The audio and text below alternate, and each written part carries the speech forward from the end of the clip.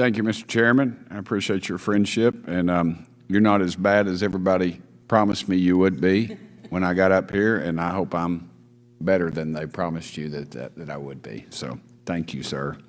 I know the world continues to mostly be focused on Russia's invasion of Ukraine, ma'am and sir, but the Middle East remains strategically important because of multiple national security interests and is not a region we can forget about. This administration seems to be remembering just that, I think just a little late. With his trip to Israel, the West Bank, and Saudi Arabia next month, President Biden, I feel like, should be 100% he should bring up Jamal Khashoggi when he meets with the Saudis. And we all agree that it is an absolute barbaric act, his murder. But the President seems to be realizing that making all Saudi Arabia a pariah state, which is what he said, is not a feasible policy. We need friends in an increasingly volatile neighborhood. And during his meeting with the Saudis, while not begging for increased oil production, I hope the President discusses Iranian malign influence in the region, including Iran's support for Shia militia groups in Iraq, which routinely attack U.S. installations, and Iranian support for Hezbollah, Hamas, and Palestinian Islamic Jihad, which constantly preach to wipe Israel off the face of the earth.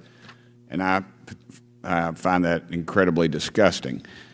Speaking of Israel, I'm glad to hear that the Israelis and the Saudis are seeking to build business ties and create new security arrangements. And it's increasingly heartening to hear that the majority of Saudis under the age of 30 support diplomatic relations with Israel. I think that goes back to my theory: if we just keep letting these old folks that seem to run these countries continue, that's just what they'll do. They just keep preaching it and preaching it. And the young folks, when I was over there, the young folks I felt like wanted peace. And I'm glad they do, and I dig that. I hope this administration seeks to expand and strengthen President Trump's monumental Abraham Accords, and I hope that President Biden discusses the prospect of strengthening Israeli and Saudi ties on his trip. Additionally, we cannot forget about the dire situation in Syria. ISIS remains a serious threat in the country, as evidenced by their recent deadly attack on a civilian bus. ISIS attack on the al-Sinai prison earlier this year reiterates the fact that the situation in northeast Syria remains tenuous. By the time the attackers were dead, hundreds of terrorists had escaped. And the administration needs to do everything it can to urge other countries to repatriate their citizens who are ISIS fighters and affiliated family members. The al-Hol refugee camp remains a tinderbox and could spawn the next generation of terrorists if we are not careful. Take all of this and add an impending Turkish invasion of the region, further undermining the ability of Syrian democratic forces to guard these ISIS captives. And you have the perfect storm for a disaster.